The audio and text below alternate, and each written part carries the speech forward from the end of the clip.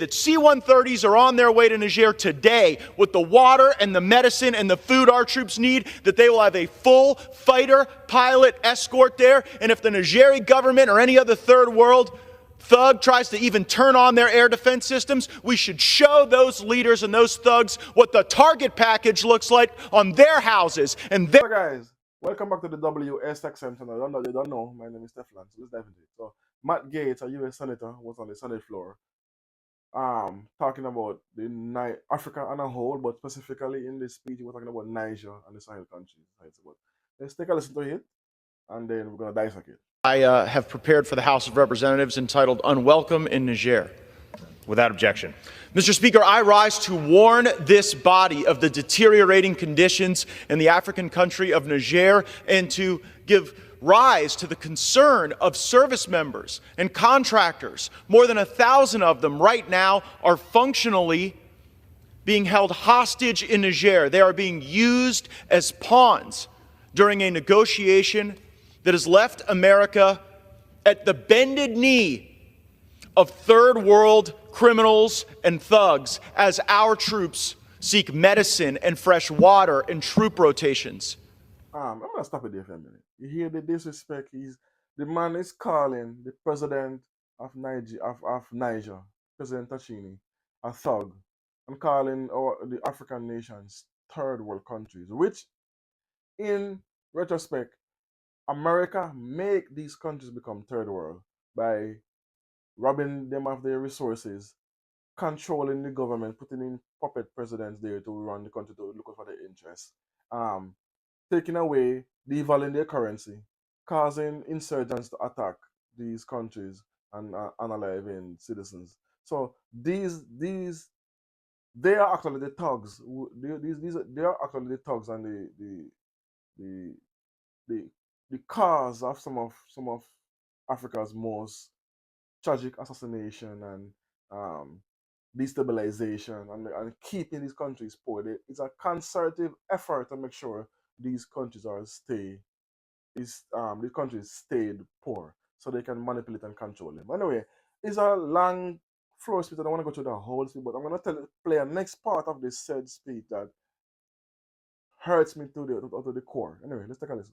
You know what a real U.S. president would do? Say that C-130s are on their way to Niger today with the water and the medicine and the food our troops need, that they will have a full fighter pilot escort there. And if the Nigerian government or any other third world thug tries to even turn on their air defense systems, we should show those leaders and those thugs what the target package looks like on their houses and their family members, because it I'm not gonna go any further in that whole fake speech he's giving.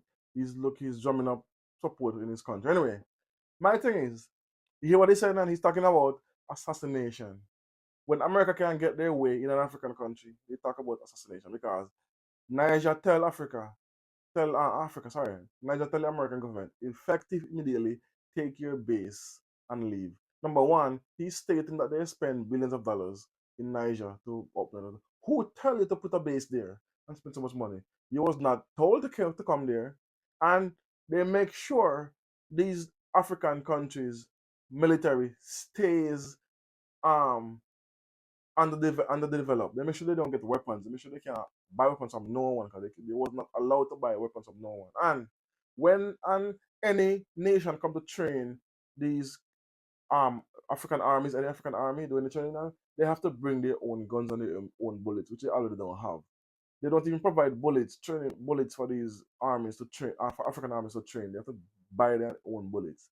So they don't share nothing. They don't even give a military country, any African country, not even a knife, they will allow them to get their hands on. They have to use their old tape up, beaten down weapons that they got run down that because they refuse to arm them to fight to defend themselves. Anyway, so you see the disrespect he has of the African continent that he want to target.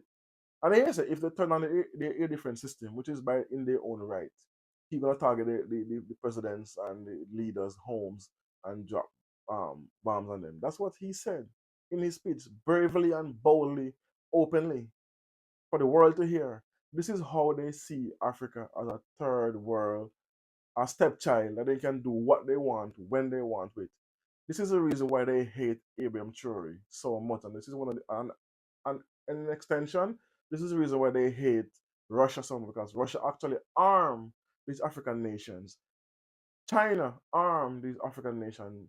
Um, Egypt is arming them. The Turks is arming them, and this is what irks them. This is what hurts them so much, because they can now defend themselves from the Americans bullying them. Because America has been bullying African countries for decades now. This is not nothing new. Do this or else. This is their response to African countries who want to be independent and have their own autonomy, their own to be make their own choices. No, America don't want that. That's why we are the ones telling you how to live, how to talk, how to breathe, which language to speak, and this is how they operate. And the fact that is changing now, and they're losing their grip, they are lashing out like this moron here, talking about bombing and attacking our leaders. See, we have that's why we have to make them know that, listen to me, take your base and leave, and we're going to upgrade our armies to get air defense missiles, get armored vehicles, to get fighter jets, to get Apache helicopters, attack helicopters, satellites. And this is what America is afraid of, because if when Africa can defend themselves, any African country, they can steal their resources, they can manipulate their people, they cannot control their banks, they could devalue their currency. That's what we need to work on next, getting our own currency. So, and they are steadily devaluing, specifically Niger, not Niger, um, Nigeria, Ghana, and Kenya. Currency has been steadily devalued by the external forces because of the IMF loans and all this. These three countries I spoke of, Niger, Mali, and Burkina Faso, they don't take any money from the IMF or the World Bank, so they can manipulate their way in. There's no puppet there, so they can use them to get resources anymore. Because that's what hurts them the most. They cannot get resources. They can get their hands on the actual resources, the raw material now that they used to steal for decades. So now, this is what we get. So anyway, let me know what you think about this. This moron talking about dropping bombs on our president's homes and things like that, because they can get their way. When they was told to leave, we shouldn't be there in the first place.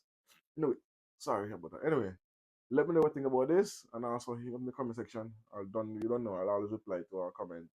And if you have any questions, don't know, again, hit me up in the comment section. Thanks for watching. Thanks for listening.